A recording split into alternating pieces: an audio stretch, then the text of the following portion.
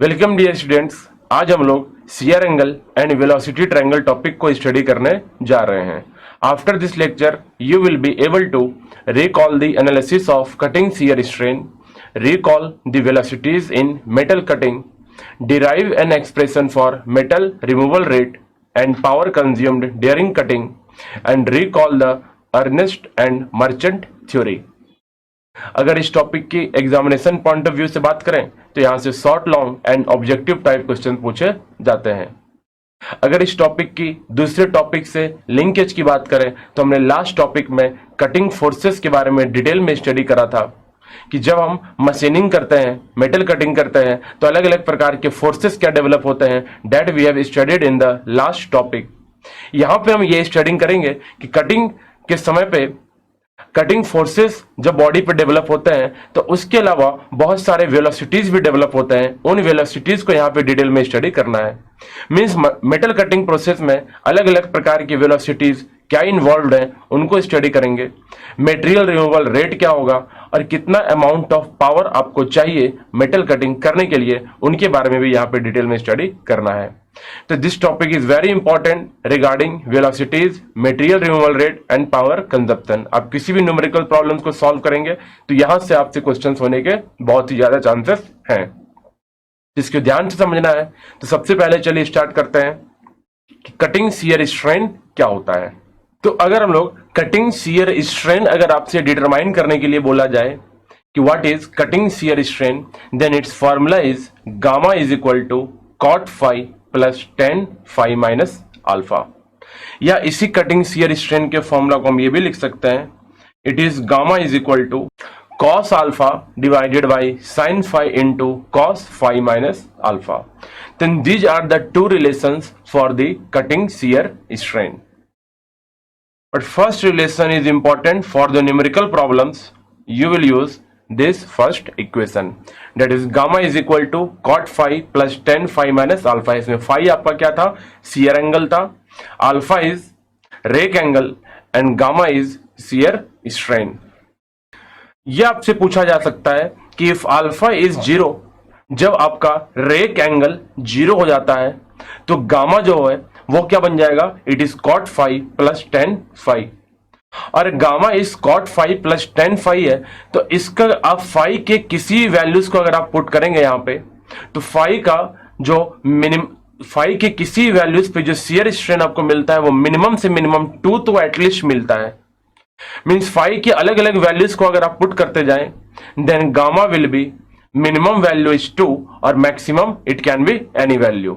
मतलब जो shear strain होता है वो हमेशा 2 या 2 से अधिक होता है। तो शियर स्ट्रेन मिनिमम कब होता है, अगर इसकी बात करें कि जो कटिंग शियर स्ट्रेन गामा है ये मिनिमम कब होगा, मीन्स गामा मिनिमम कब होगा, जब ये गामा 2 के बराबर होगा। और गामा 2 तभी बराबर होगा जब फाई आप 45 डिग्री पुट कर दें। तो हम बोल सकते हैं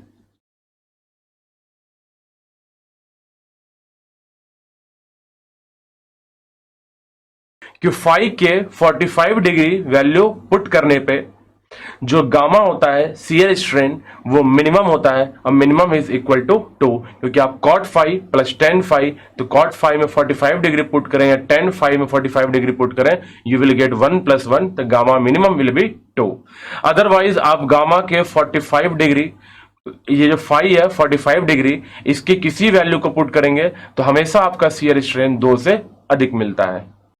नाउ ये आपने पहले स्टडी कर रखा था कि जब रेक एंगल 0 हो जाएगा तो tan फाई क्या हो जाएगा, r। क्योंकि अगर याद करें कि जो tan फाई का फॉर्मूला हमने लिखा था प्रीवियसली, तो tan फाई का फॉर्मूला क्या मिलता था, तो tan phi is equal to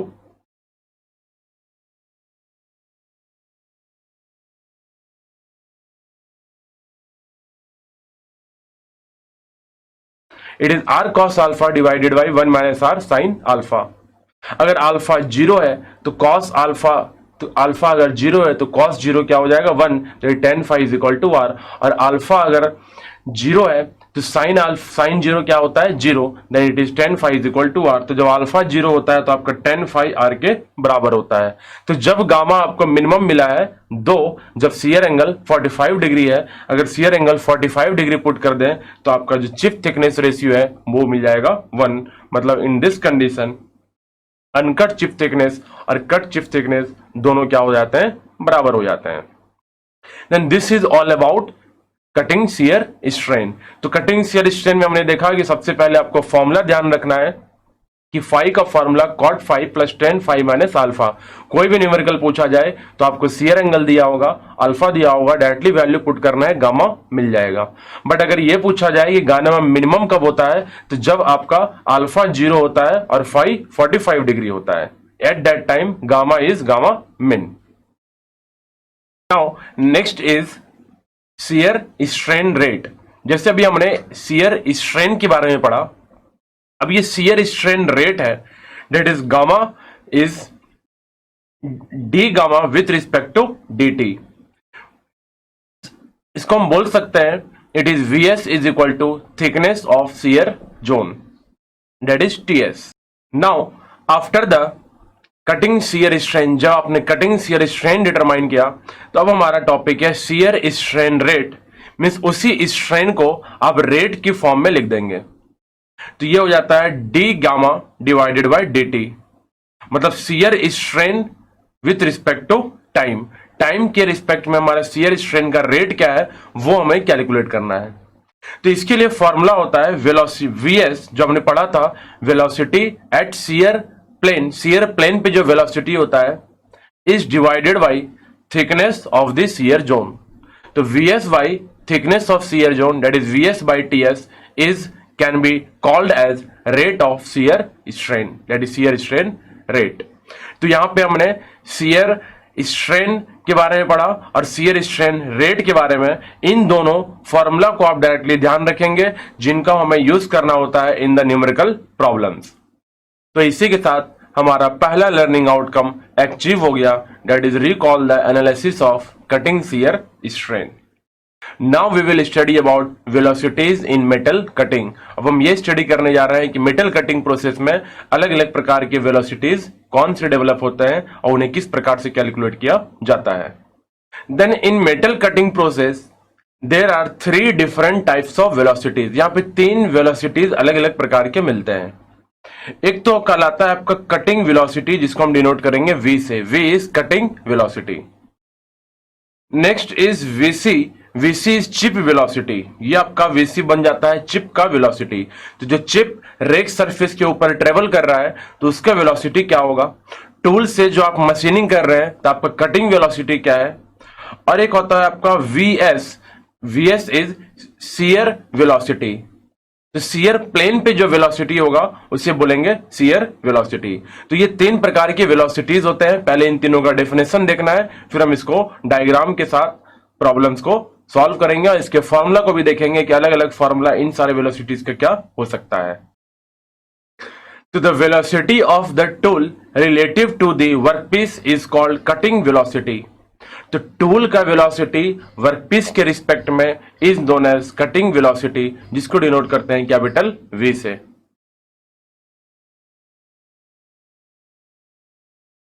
now next is the velocity of the chip with respect to the work is called shear velocity.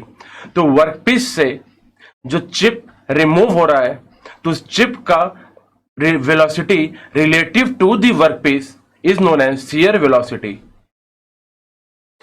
Now next is the velocity of the chip relative to the tool is called chip velocity। अब आप सोच रहे होंगे कि जो हमारा second velocity है shear velocity, वो भी चिप का वेलोसिटी है। जो आपका चिप वेलोसिटी जो एक्चुअल में VC है, ये भी आपका चिप वेलोसिटी है। फिर दोनों में डिफरेंस क्या है। तो देखिए, चिप का रिमूव होना फ्रॉम दी वर्कपीस, तो वर्कपीस के रिस्पेक्ट में जो चिप मूव हो रहा है, रिमूव हो कर रहे हैं, वो शियरिंग है। तो उस शियर मतलब मटेरियल फेलियर है, जो शियरिंग फेलियर हो रहा है, तो उससे रिलेटेड जो वेलोसिटी बना उसको हमने शियर वेलोसिटी नाम दिया। तो शियर वेलोसिटी चिप का वेलोसिटी टूल के रिस्पेक्ट में नहीं है, वहां पे चिप का वेलोसिटी हम लिख तो रहे हैं बट वर्कपीस के रिस्पेक्ट में लिख रहे हैं, जिस वर्कपीस से हमारा चिप रिमूव हो रहा है, शियरिंग हो रहा है, इसलिए इसका नाम पड़ा शियर वेलोसिटी। जो दूसरा वेलोसिटी है जो एक्चुअल में चिप वेलोसिटी है, जिसको आप डिनोट कर रहे हैं VC से, this is also chip velocity, but ये जो चिप का वेलोसिटी है ये रिलेटिव टू द टूल है। तो टूल के रेक सरफेस से जो हमारा चिप रिमूव हो रहा है जो उसको ऊपर ओवरफ्लो कर रहा है, उसको हम बोलते हैं चिप वेलोसिटी। तो वन इज कटिंग वेलोसिटी, जिसमें आपने टूल का velocity with respect to work piece, shear velocity chip का velocity with respect to work piece, chip velocity chip का velocity with respect to tool. तो ये आपके तीन ये डिफरेंट प्रकार के वेलोसिटीज होते हैं related to metal cutting. Now we will see कि इन वेलोसिटीज को अगर हम वेलोसिटीज ट्रायंगल की फॉर्म में अगर देखें तो वेलोसिटी ट्रायंगल में ये सारे वेलोसिटीज हमें कैसे दिखते हैं। तो ये आपका ड्रॉ होता है वेलोसिटी ट्रायंगल। तो दिस इज द टूल, ये आपका टूल है। तो टूल जिस पॉइंट पे वर्कपीस को टच कर रहा है टिप पे, तो उस टिप से एक कटिंग वेलोसिटी हमने हॉरिजॉन्टली शो किया v। This is the cutting velocity v।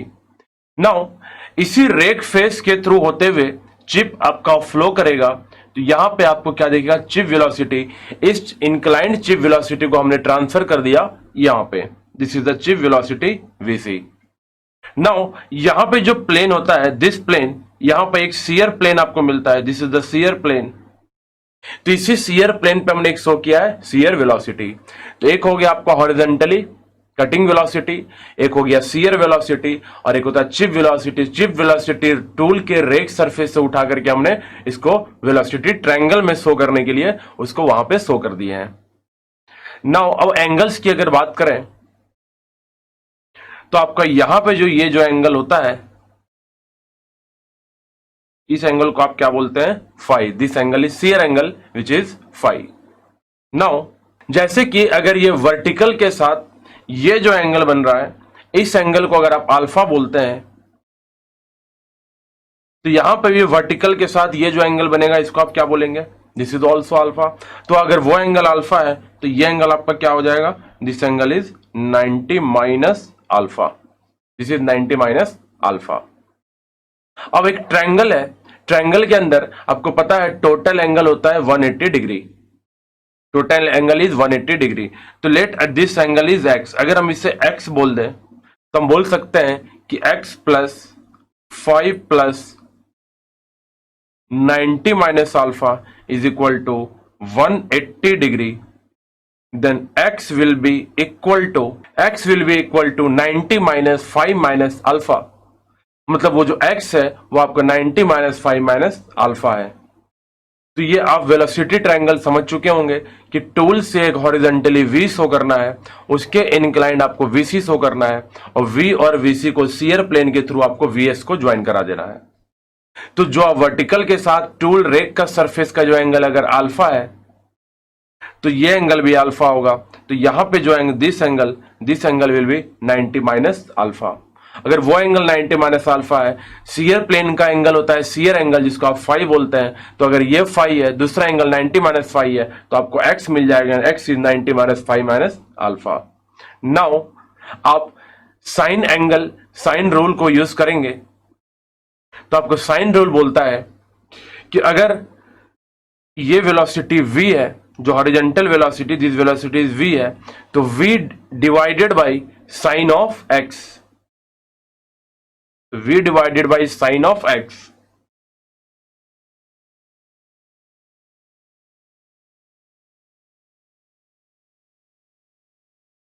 Is equal to, ये जो vc है तो vc का ऑपोजिट एंगल क्या है, phi. Then it can be written as vc divided by sine phi is equal to, एक angle है आपका vs, वेलोसिटी vs, तो वेलोसिटी vs का ऑपोजिट एंगल क्या है, 90 minus alpha. Then it can be written as vs divided bye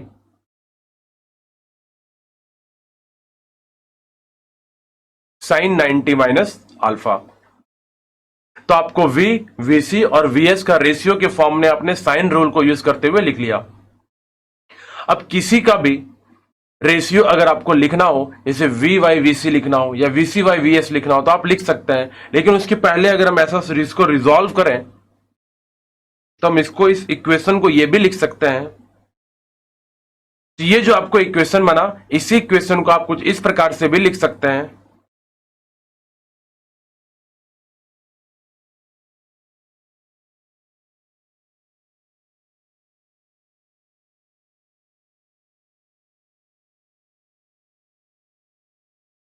कि v divided by जो sign 90 minus 5 minus alpha है, तो साइन 90 माइनस a है, तो हम उसको cos a लिख सकते हैं 5 माइनस अल्फा। vc को उसी तरह रखना है, इसको चेंज नहीं करना है। vs divided by sine 90 minus y है, तो आपने इसको लिख लिया साइन 90 माइनस y को cos y, that is cos alpha. तो v divided by cos 5 minus alpha is equal to vc divided by sin 5 is equal to vs divided by cos alpha. This is the derivation of the velocities in metal cutting. ये relation आप direct अगर numerical है, अगर numerical problem solve करें तो directly formula को याद रखेंगे। अदरवाइज अगर आपसे डेरिवेशन पूछा जाए तो आप वेलोसिटी ट्रायंगल का डायग्राम ड्रॉ करते हैं, उसके बाद तीनों वेलोसिटीज को आप डिफाइन भी करेंगे यहीं पे, और वेलोसिटीज को डिफाइन करें तो डेरिवेशन में कुछ है नहीं, आपने एक बार सही से वेलोसिटी ट्रायंगल ड्रॉ कर लिया, हर वेलोसिटीज को डिवाइड कर देना है उसके ऑपोजिट वाले ट्रायंगल के अपोजिट वाले एंगल के साथ विद साइन वैल्यू।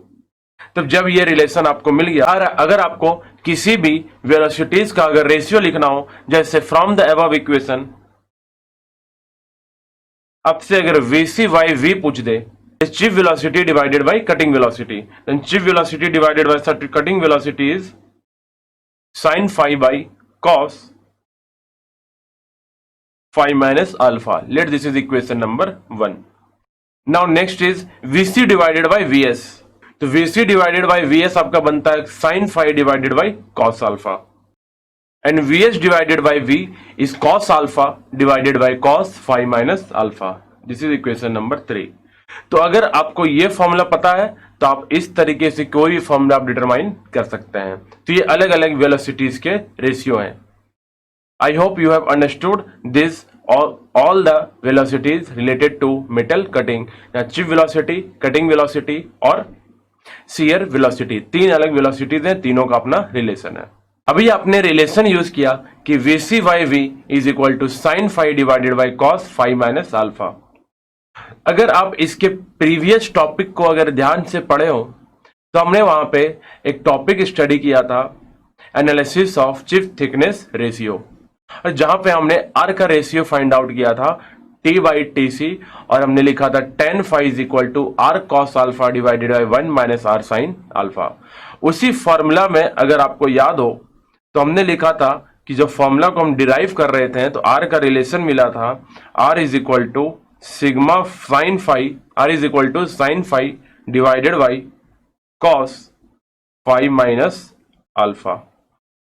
तो देखिए लेट ये इक्वेशन आपका ए है और ये इक्वेशन आपका बी है, तो इन दोनों इक्वेशंस को देख के क्या हम ऐसा बोल सकते हैं कि जब भी आपसे cutting ratio, chip thickness ratio की बात करें, जब भी आपसे चिप थिकनेस रेशियो की बात करें आर, तो वो क्या होता था uncut chip thickness divided by cutting chip thickness. It is chip thickness, actual chip thickness जो होता था जो कट होने के बाद, इज इक्वल टू आपने फॉर्मूला लिखा था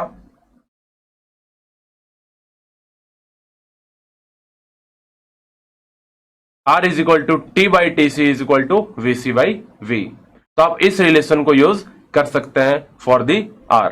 तो ये आपका फॉर्मूला हो गया चिप थिकनेस रेशियो का, that is R is equal to T by T C is equal to V C by V is equal to sine phi divided by cos phi minus alpha. इसी के साथ हमारा दूसरा learning outcome भी achieve हो गया, that is recall the velocities in metal cutting. Now we will derive the expression for metal removal rate and power consumed during cutting. हम metal removal rate और पावर कंजम्पशन का formula को calculate करेंगे। Now in this topic we are going to study about power consumed या power consumption. Power का consumption कितना है, तो आपने देखा एक कटिंग फोर्स था Fc और एक कटिंग वेलोसिटी है दैट इज V। तो कटिंग फोर्स इनटू वेलोसिटी अगर आप लिखेंगे तो आपको पावर मिल जाएगा, and it is power consume, जिसको हम बोलेंगे कटिंग पावर।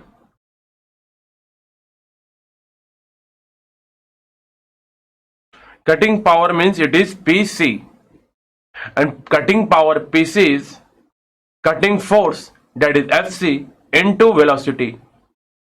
Fc का यूनिट क्या होता है, force is newton, velocity is metre per second.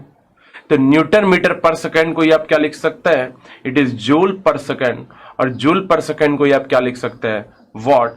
मतलब this is the first relation for cutting power. अगर आपसे कटिंग पावर का फॉर्मूला पूछे तो आप कटिंग फोर्स और कटिंग वेलोसिटी को मल्टीप्लाई कर दें, it is joule per second और watt. Now next is shear power. Shear power बन गया PS। तो शियर पावर मतलब शियरिंग कराने के लिए कितना पावर रिक्वायरमेंट है, तो शियरिंग फोर्स कितना था, तो शियरिंग फोर्स को हमने बोला था FS। मतलब शियर प्लेन पे जो फोर्स होता था वो FS, और शियर प्लेन पे जो वेलोसिटी है वो आपका बन जाता है VS, it is chip velocity at shear with respect to workpiece. तो PS is FS into VS, और ये भी हो जाएगा आपका वॉट और joule per second. Now next is friction power. अगला आपका पावर होता है फ्रिक्शन पावर। फ्रिक्शन पावर को आप बोलते हैं PF, PC, PS and PF, friction power. तो फ्रिक्शन पावर, तो फ्रिक्शन फोर्स क्या था, तो फ्रिक्शन फोर्स आपने देखा था इट इज F, और friction force F into chip velocity VC, क्योंकि चिप जब रेक सरफेस के ऊपर से मूव करेगा, फ्लो करेगा, उसी टाइम पे फ्रिक्शन डेवलप होगा, तो friction force into chip velocity, this is friction power and it is also what. तो अब तक आपने अगर समराइज करें तो FC, FS और F के लिए, FC, FS और F के लिए हमने कटिंग फोर्सेस वाले टॉपिक में इन सबको डिराइव किया हुआ है। लास्ट टॉपिक में हमने वेलोसिटीज को डिटरमाइन किया। अब जब फोर्सेस मिल गए, वेलोसिटीज मिल गए, सबके अपने अपने अलग फोर्स से अपना वेलोसिटी है मल्टीप्लाई करते जाओ, उसका पावर बनता जाएगा। तो कटिंग पावर हुआ PC is cutting force into cutting velocity, shear power हुआ PS is equal to shear force into shear velocity, and friction power is PF is friction force into chip velocity. लेकिन आपको पता है कि जब ये तीनों आप पावर को कैलकुलेट कर लें, then we know that.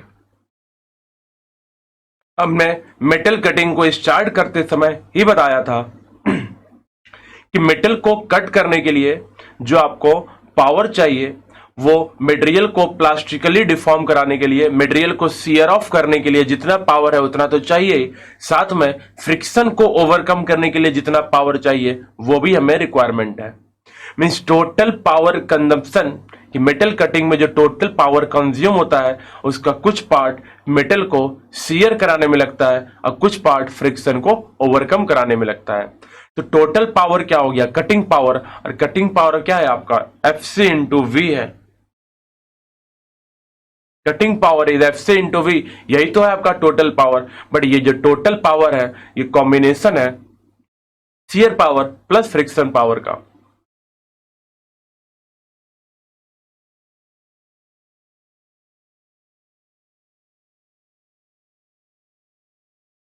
This is also important relation कि total power FC into V is equal to FS VS plus F into VC। तो मेटल को जो हम शियर कराते हैं, मेटल को जो हम डिफॉर्म कराते हैं, मेटल को जो हम शियर करके वर्कपीस से रिमूव करते हैं इन द फॉर्म ऑफ चिप, वो वैल्यू ऑलमोस्ट 70% होता है आपका। This is almost 70% of total power. तो टोटल पावर का 70% पावर केवल आपका मेटल को शियरिंग कराने में लग जाएगा, और जो 30% पावर है, this 30% power is to overcome the friction. तो जो फ्रिक्शन डेवलप हो रहे हैं उसको ओवरकम करने के लिए हमारा 30% पावर वेस्ट हो। नाउ अगर आपसे पूछा जाए कि what is the percentage of heat produced due to friction, means जो मेटल का रबिंग हो रहा है, जो मशीनिंग करने में जो भी फ्रिक्शन जनरेट हो रहा है, उस फ्रिक्शन के कारण कितना % ऑफ हीट प्रोड्यूस होता है, जिसको आप फ्रिक्शन हीट भी बोलते हैं या फ्रिक्शन पावर बोलते हैं। तो it is F into VC, जो फ्रिक्शन पावर है उसको टोटल पावर से डिवाइड कर दे इंटू 100, मीन्स टोटल पावर का कितना पार्ट फ्रिक्शन पावर है, इसी को आप percentage of heat due to friction बोल सकते हैं। तो F into VC divided by total power, it is FC into V into 100%। अगर आपसे परसेंट ऑफ शियरिंग पावर पूछ दे, मीन्स आपने शियर पावर तो कैलकुलेट कर लिया बट टोटल पावर का वो कितना % है, तो shearing power is FS into VS divided by total power, that is FC into V into 100%.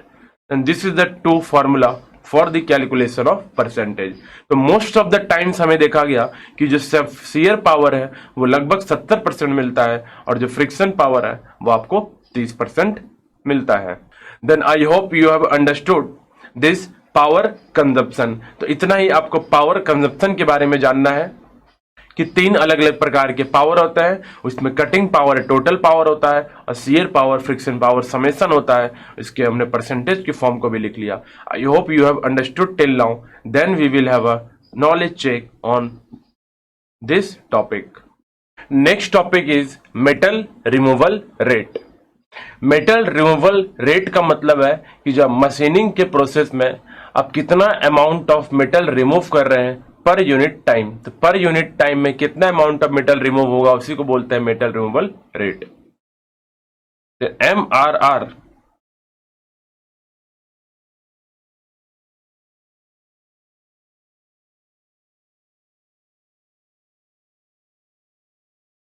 then this is the formula for metal removal rate.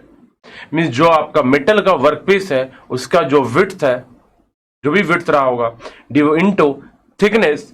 Thickness क्या हो गया? तो thickness is uncut chip thickness. Means cutting होने से पहले जो आपका metal है, क्योंकि आप मेटल तो उसी को रिमूव कर रहे हैं, तो जो कटिंग होने से पहले का जो थिकनेस है टी और उसका जो चौड़ाई है विड्थ, तो बी इंटू टी, ये हो गया एरिया ऑफ द कटिंग, जिसको आप एसी भी लिख सकते हैं. That is area of cutting into V is velocity, कि आप जो कटिंग कर रहे हैं कितने वेलोसिटी से कर रहे हैं. तो V is cutting velocity AC into V. तो एरिया ऑफ कटिंग का यूनिट क्या होगा? तो AC is mm square. That is B mm में मिलेगा, थिकनेस mm मिलेगा, तो एरिया ऑफ कटिंग आपको मिल जाएगा mm स्क्वायर में. और जो V है वो होता है एक्चुअल में मीटर पर सेकेंड, बट उसे आप mm पर सेकेंड में कन्वर्ट कर लें. तो आप कन्वर्ट कर लेंगे mm पर सेकेंड, तो आपको जो MRR मिलेगा विच इज इक्वल टू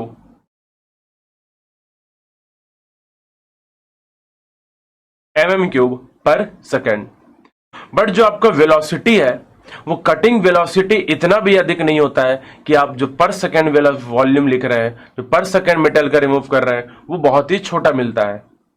इसलिए आप इसे लार्ज वैल्यू फाइंड आउट करने के लिए आप जो वेलोसिटी लिखते हैं उसे जनरली हम लिखते हैं मिनट में. तो mm पर सेकेंड में अगर यूज करें तो आपको MRR मिलेगा mm³ पर सेकेंड में. बट अगर आपने वॉल्यूम पुट कर दिया mm पर मिनट में, तो जो आपका MRR है वो आपको मिल जाएगा mm³ पर मिनट में. तो एक मिनट में कितना वॉल्यूम ऑफ मेटल रिमूव हो पा रहा है वो ऑब्वियसली ज्यादा होगा, और एक सेकेंड में कितना वॉल्यूम ऑफ मेटल रिमूव हो पा रहा है वो बहुत ही कम होगा. तो क्योंकि metal removal rate process slow process है, मेटल कटिंग प्रोसेस बहुत फास्ट प्रोसेस नहीं है, तो हम जनरली जो MRR लिखते हैं वो mm³ पर मिनट में लिखते हैं. तो उसके लिए वेलोसिटी आपको mm पर मिनट में चाहिए होगा. This is the formula for metal removal rate. अब जब आपको मेटल रिमूवल रेट का फॉर्मूला पता चल गया, जब आपको पावर कंजम्पशन का फॉर्मूला पता चल गया, तो यहीं से पूछा जा सकता है what is the specific power consumption. Now we have to study specific energy consumption. तो स्पेसिफिक एनर्जी कंजम्पशन क्या होता है कि energy required to remove unit amount of material. Means unit volume of material को रिमूव करने के लिए आपको कितना एनर्जी चाहिए उसी को हम बोलते हैं specific energy consumption. And it can be defined at E is equal to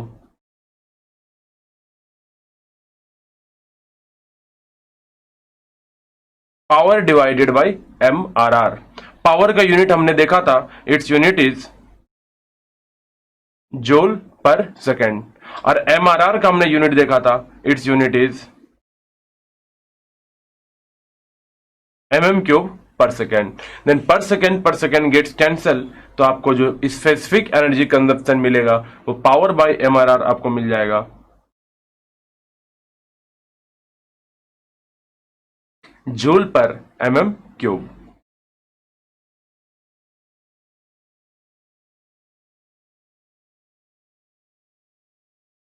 This is energy and E is power divided by MRR. It is energy required to remove unit material. Unit material means unit volume of material को remove करने के लिए हमें कितना energy required चाहिए, उसको बोलते हैं स्पेसिफिक एनर्जी कंजम्पशन।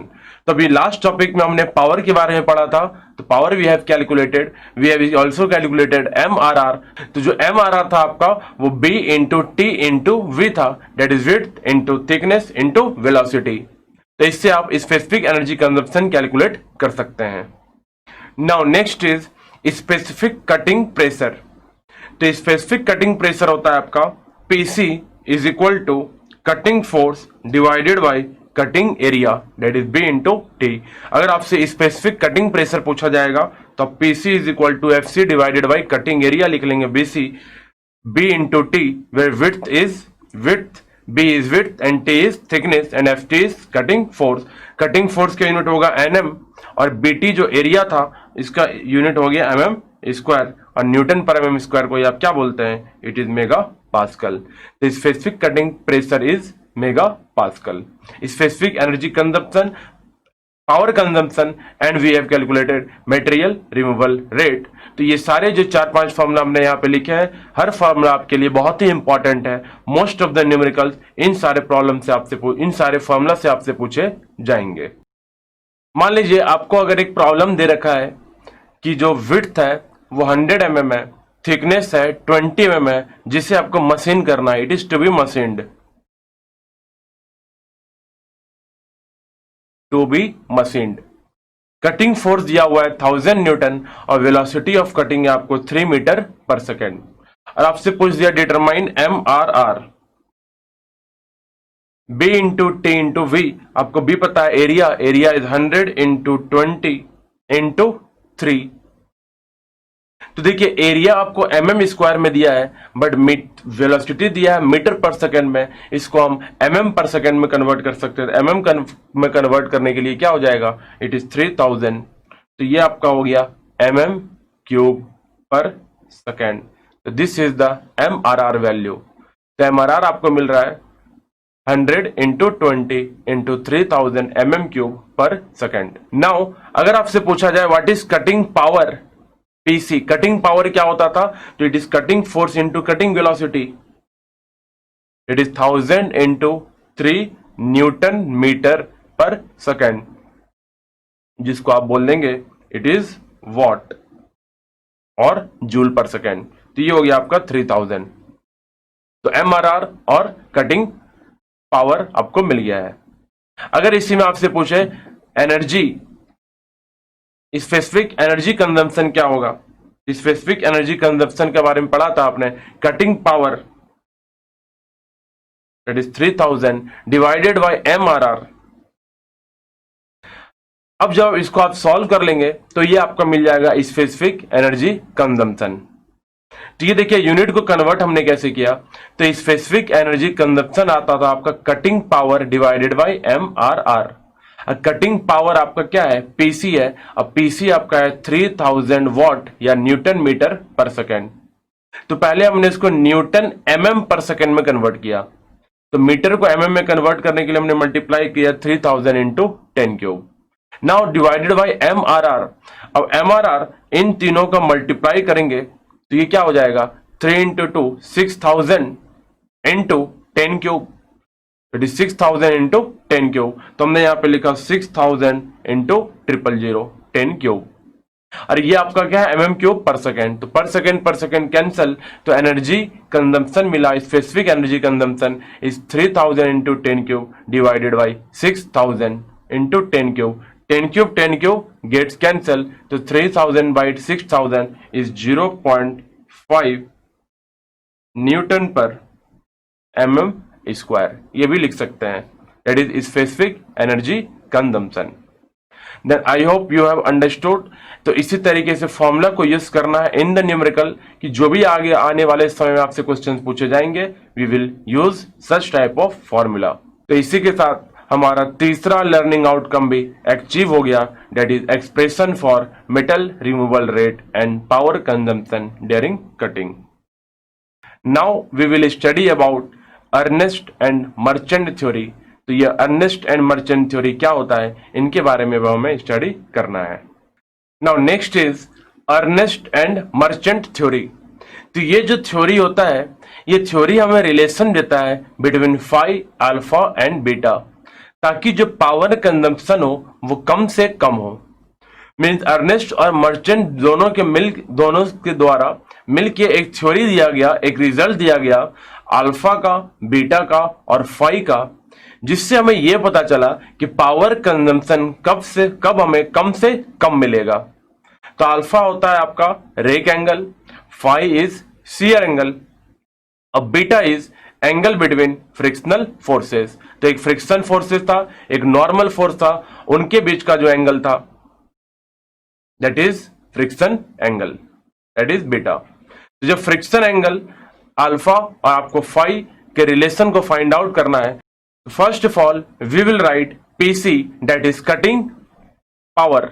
तो कटिंग पावर क्या होता है, it is F C into V. Let this is equation number 1, क्योंकि आप पीसी कटिंग पावर को ही तो सबसे कम बना रहे हैं। तो पावर कम से कम कब होगा, तो अब सबसे पहले पावर का फॉर्मूला लिख लिया हमने कि power is F C into V. Now next formula is for the shear force. तो जो शियर प्लेन पे जो शियर फोर्स मिलता था, शियर प्लेन पे जो शियर फोर्स मिलता है उसको एफ बोलते हैं, and this F was given by shear stress into BT divided by sine phi, BT divided by sine phi. Let this is equation number 2। Now from merchant circle कि Fs is equal to R cos phi plus beta minus alpha and Fc is R cos beta minus alpha. इन सारे equations को हमने previous topic में determine कर रखा है कि फ्रॉम मर्चेंट सर्कल Fs और Fc का फॉर्मूला हमने लिख लिया। नाउ अगर आप Fc डिवाइडेड बाय Fs का रेशियो देखें, then Fc by Fs is r cos beta minus alpha divided by r cos 5 plus beta minus alpha. r gets cancel, आपने क्रॉस मल्टीप्लाई किया, then Fc can be written as Fs into cos beta minus alpha divided by cos 5 plus beta minus alpha. अब Fc की जगह अब इस formula को put करते हैं तो Pc is equal to Fc की जगह इस वैल्यू को पुट कर दें into V. Then Pc is Fc into V, और Fc का वैल्यू आप पुट करेंगे तो Fc में भी देखिए फॉर्मूला में क्या है Fs, और Fs का वैल्यू पुट कर दें, मतलब Pc is equal to Fs into cos beta minus alpha divided cos 5 plus beta minus alpha into V हो जाता। तो देखिए यहाँ लास्ट में V हमने लिख रखा है, ये कॉस वाला जो प्रोडक्ट डिवीजन है वो भी हमने लिख रखा है, Fs को हमने रिप्लेस कर दिया tau S into BT divided by sign five. तो ये आपका कंप्लीट रिलेशन बनता है Pc का, that is cutting power. Cutting power बन रहा है tau S into BT divided by sign five into cos beta minus alpha divided by cos 5 plus beta minus alpha into V। अब देखिए cutting power minimum सबसे छोटा से छोटा कब होगा, कटिंग पावर मिनिमम तभी होगा जब आपका डिनोमिनेटर पार्ट मैक्सिमम होगा। मींस अगर डिनोमिनेटर में अगर हम 5 को अधिक से अधिक रख दें तो आपका पीसी का वैल्यू सबसे छोटा हो सकता है। नाउ तो to minimise power consumption denominator is to be maximise. तो जितने भी टर्म डिनोमिनेटर में है उसको हमने x मान लिया, तो let x is equal to sine 5 into cos 5 plus beta minus alpha. अगर ये x का हमें सबसे छोटा वाला वैल्यू डिटरमाइन करना है तो उस x को डिफरेंशिएट कर देंगे 5 के रिस्पेक्ट में और 0 से इक्वेट करा देंगे। Just differentiate the equation x with respect to 5 and equate it with to 0, और उसको इक्वेट कराएंगे 0 के साथ। तो डिफरेंशिएशन करने के बाद मींस x का डिफरेंशिएशन 5 के रिस्पेक्ट में अगर आप डिफरेंशिएट करें तो आपको जो रिजल्ट मिलता है विल बी लाइक दिस। तो हमने जब x को डिफरेंशिएट किया 5 के रिस्पेक्ट में तो साइन 5 बन गया cos 5, और cos वाला पार्ट कांस्टेंट रहा, प्लस फिर साइन वाले पार्ट को कांस्टेंट रखें और cos वाले पार्ट को जब डिफरेंशिएट किए तो it is minus sine 5 plus beta minus alpha is equal to 0। जब आप इस पूरे इक्वेशन को सॉल्व करेंगे then you will get cos of 2 plus beta minus alpha is equal to 0। और आपको पता है कि cos समथिंग वैल्यू, cos का कोई भी वैल्यू 0 कब होता है, जब वो 90 डिग्री होता है। जैसे cos 90 क्या होता है 0। तो हम बोल सकते हैं कि 2 प्लस बीटा माइनस अल्फा अगर 5/2 के बराबर हो जाए मीन्स रेडियन में लिखेंगे तो π/2, या डिग्री में लिखते हैं तो 90 डिग्री के अगर बराबर हो जाए तो ऐसे कंडीशन में ये जो पूरा का पूरा टर्म है उसका वो मैक्सिमम वैल्यू मिलेगा, और जब डिनोमिनेटर हमारा मैक्सिमम वैल्यू मिलेगा तो पावर कंजम्पशन मिनिमम वैल्यू मिलेगा। तो this is the first analysis.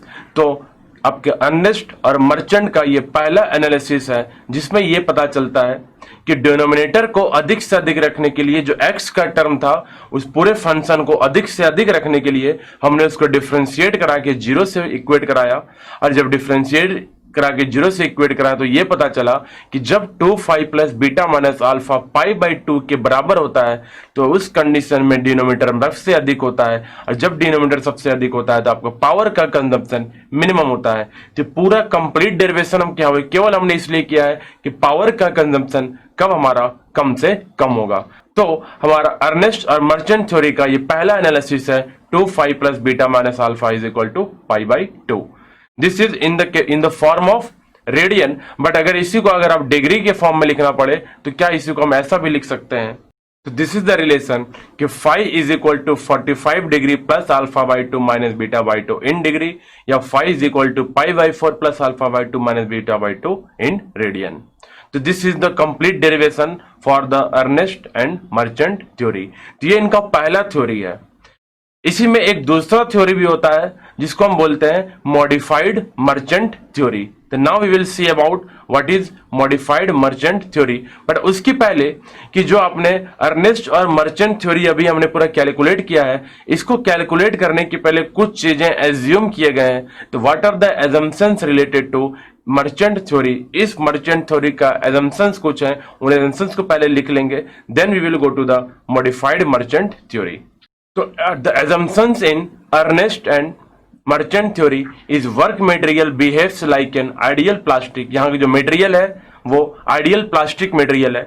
This theory involves minimum energy principal. ये पूरा का पूरा जो थ्योरी है इसलिए डिटरमाइन किए ताकि पावर का कंजम्पशन कम हो, तो ये मिनिमम एनर्जी प्रिंसिपल पे वर्क करता है। Tau S and beta shear stress and beta जो फ्रिक्शन एंगल है are assumed to be constant. ये थ्रू आउट द प्रोसेस इसे हमने टाउ एस और बीटा को कांस्टेंट मान रखा है। It is based upon single shear plane theory. Means यहाँ पे जो शियरिंग है वो हमने एक सिंगल प्लेन को एज्यूम करके सॉल्व किए हैं, मल्टीपल प्लेन्स को हम एज्यूम नहीं कर रहे हैं। तो these are the different assumptions of Ernest and Merchant theory. Now we will see कि जो आपने कंप्लीट जो डेरिवेशन किया उसके रिजल्ट से आपको क्या पता चला। Then we will write down the results related to this theory. Now this theory gives higher shear plane, क्योंकि फाई का वैल्यू अधिक से अधिक देना था, तो this theory gives higher shear plane angle which means smaller shear plane which means lower shear force. अब देखिए क्या होगा, जब शियर एंगल कम होता है तो ये जो प्लेन है वो जो अनकट थिकनेस है उसके लार्ज लेंथ ऑफ हाइपोटेनस बनाता है। मीन्स एंगल जितना छोटा होगा ये उतना ज्यादा इंक्लाइंड होगा, और जितना ज्यादा इंक्लाइंड होगा वो इसका जो लेंथ है शियर प्लेन का वो बड़ा है। जब एंगल बढ़ता जाएगा तो शियर प्लेन का लेंथ कम होता जाएगा, शियर प्लेन का लेंथ घटता जाएगा। तो ये बोल रहा है कि जब शियर एंगल बढ़ता है तो शियर प्लेन छोटा होता है, अगर शियर प्लेन छोटा होता है तो शियर फोर्स छोटा होगा, अगर शियर फोर्स छोटा होगा तो कटिंग फोर्स कम होगा, कटिंग फोर्स कम होगा तो कटिंग प्रेशर कम होगा, कटिंग प्रेशर कम होगा तो टेम्परेचर भी कम होगा। मीन्स आपका जो पूरा का पूरा मशीनिंग है वो बहुत ही आसानी से बहुत ही कम फोर्सेस और पावर में कम टेम्परेचर कम हीट जनरेशन के साथ अचीव किया जा सकता है। तो ये था हमारा रिजल्ट अर्नेस्ट और मर्चेंट थ्योरी का। अभी आपने रिलेशन लिखा था कि यही तो हमें रिजल्ट मिला कि phi is equal to π/4 plus अल्फा/2 माइनस बीटा/। आप चाहते हैं फाई अधिक से अधिक हो, फाई अधिक से अधिक होने के लिए क्या होना पड़ेगा, रेक एंगल बढ़ाएंगे। रेक एंगल जितना ज्यादा होगा उतना ही अधिक आपका फाई होगा। आपने देखा था कि रेक एंगल बढ़ाने से कटिंग फोर्सेस कम हो जाते थे और बड़े आसानी से मेटल को कट कर देता था, कम प्रेशर में भी कम पावर में भी वो कटिंग मिल जाएगा। बट अगर बीटा को अगर बढ़ाएंगे तो बीटा को बढ़ाने से शियर एंगल कम होता है, hence beta has to be decrease. Beta decrease होगा तो जाके आपका फाई क्या हो जाएगा, इंक्रीज। मीन्स फाई दो कारणों से इंक्रीज हो सकता है, या तो आप रेक एंगल को बढ़ाएं या बीटा को कम कर दें। And this is all about Ernest and Merchant theory. तो हमने इसके पहले एनालिसिस को यहां पे पढ़ लिया है। I hope you have understood till now the Ernest and Merchant theory, जहां पे हमने इसके assumptions, इनका डेरिवेशन और इनका ये जो फाइनल रिजल्ट है, रिजल्ट के मतलब क्या है, क्या हम इस रिजल्ट से हमें मिल रहा है, उनके बारे में स्टडी किए हैं। तो I hope you have understood. Then यहाँ पे कुछ आप ऑब्जेक्टिव प्रॉब्लम्स खुद से सॉल्व करेंगे। Then we will study about modified Merchant theory. Then this is the modified Merchant theory. मतलब इसके पहले वाले थ्योरी में केवल आपने शियर स्ट्रेस को कंसीडर करके पूरे प्रॉब्लम को डेरिवेशन किया था, but in modified Merchant theory shear plane पे केवल हमने शियर स्ट्रेस को कंसीडर नहीं किया है, शियर स्ट्रेस के साथ हमने नॉर्मल स्ट्रेस को कंसीडर किया है, वेयर के इज द कांस्टेंट। तो जब इसके लिए भी आप डेरिवेशन करेंगे जो हमारे सिलेबस में नहीं है, जो हमें डिटेल में स्टडी नहीं करना है, आप केवल इसके फॉर्मूला को याद रखेंगे कि मॉडिफाइड मर्चेंट थ्योरी का फॉर्मूला होता है कि 2φ plus beta minus alpha is equal to cot inverse K. This is cot inverse K. जैसे कि अभी हमने स्टडी किया था कि 2φ plus beta minus alpha is equal to π/2 मिलता था। π/2 को रिप्लेस करके आप कॉट इनवर्स के यूज कर देंगे। This is the modified Merchant theory. I hope you have understood this theory. Now next theory is Lee and Shaffer theory. तो Lee and Shaffer theory क्या होता है? तो इट्स थ्योरी, इसके लिए भी जो फॉर्मूला है, this formula is this is phi plus beta minus alpha is equal to 45 degree. Then this is the relation according to Lee and Schafer theory. The assumptions involved in this theory are, इस theory के भी कुछ assumptions हैं जो आपसे पूछे जा सकते हैं। Lee and Schafer theory के assumptions क्या होंगे? Then its assumptions are the work material ahead of tool behaves as ideal plastic mass। तो टूल के आगे जो वर्कपीस है उसका जो मटेरियल है वो आइडियली प्लास्टिक मटेरियल है। No hardening in chip occurs, chip में किसी प्रकार का हार्डनिंग नहीं हो रहा है। And there exist a shear plane which separates the chip and workpiece. तो टूल से जब हम मशीनिंग करते हैं वर्कपीस में तो एक प्लेन आता है जिस प्लेन को आप शियर प्लेन बोलते हैं। शियर प्लेन के पहले आपका वर्क मटेरियल है जो वर्कपीस है, और शियर प्लेन के बाद का जो मटेरियल होता है वो रिमूव्ड मटेरियल है जो चिप है। तो बोल रहा है एक शियर प्लेन होना चाहिए इन बिटवीन जो सेपरेट करता है चिप को और वर्कपीस को। Then these are the different assumptions in Lee and Shaffer theory. तो ये आपके पूरे थ्योरी होते हैं, लेकिन जो मोस्ट इंपॉर्टेंट है वो आपका अर्नेस्ट एंड मर्चेंट थ्योरी का डेरिवेशन है, उनके रिजल्ट्स हैं।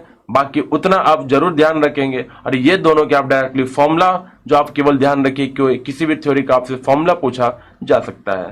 Then I hope you have completely understood this theory, जिससे आप पावर को कम से कम कैसे कंज्यूम करना है, इसके लिए ये अलग अलग हमारे पास थ्योरी है। इसी के साथ हमारा चौथा और आखिरी लर्निंग आउटकम भी अचीव हो गया, that is Ernest and Merchant theory.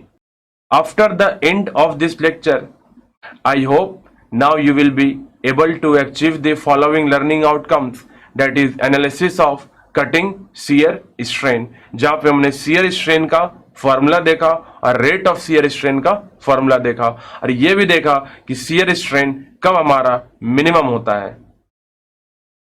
Recall the velocities in metal cutting, जहां पे हम तीन अलग अलग वेलोसिटीज के बारे में पढ़े, chip velocity, shear velocity, cutting velocity. उन तीनों का रिलेशन डिटरमाइन किए with the help of sine triangle. Derive an expression for metal removal and power consumed in during cutting, जहां पे हमने ये देखा कि पावर कंजम्पशन के तीन अलग अलग फॉर्मूला है, जो कटिंग पावर था, friction power and sharing power. फिर हमने मेटल रिमूवल रेट के बारे में भी पढ़ा कि metal removal rate width into thickness into velocity of metal cutting होता है। फिर हमने देखा स्पेसिफिक एनर्जी कंजम्पशन जो पावर डिवाइडेड बाय MRR होता है। तो इन सारे फॉर्मूला को रिलेटेड हमने यहाँ पे डिटेल में स्टडी करा था। Now you will be able to recall the Ernest and Merchant theory, जहां पे हमने ये देखा कि किसी भी मशीनिंग प्रोसेस में अगर पावर का कंजम्पशन कम से कम हो तो फाई का वैल्यू अधिक से अधिक कैसे हो सकता है। उसके लिए हमने देखा कि अल्फा को बढ़ाएंगे तो फाई बढ़ेगा, अगर बीटा कम करेंगे तब भी हमारा फाई बढ़ जाएगा। मीन्स अल्फा को बढ़ाएं और बीटा को कम करें तो आपका शियर एंगल अधिक से अधिक मिलता है, तो कटिंग फोर्सेस कम हो जाएंगे, शियर फोर्सेस कम हो जाएंगे, प्रेशर रिक्वायरमेंट या पावर रिक्वायरमेंट सब कुछ वहां पे कम हो जाता है।